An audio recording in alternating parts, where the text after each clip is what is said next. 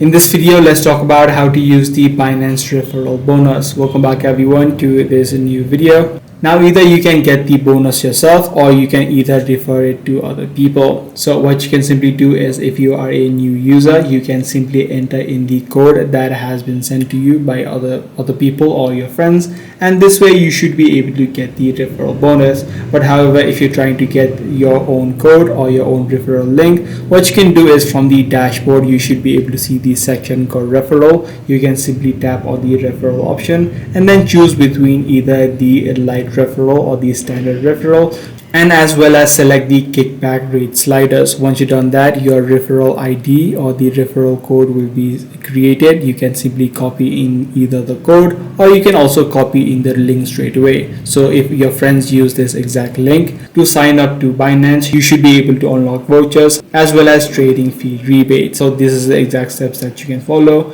in order to use the Binance Referral bonus. If this video did help you out, be sure to subscribe. I'm gonna see you in the next one.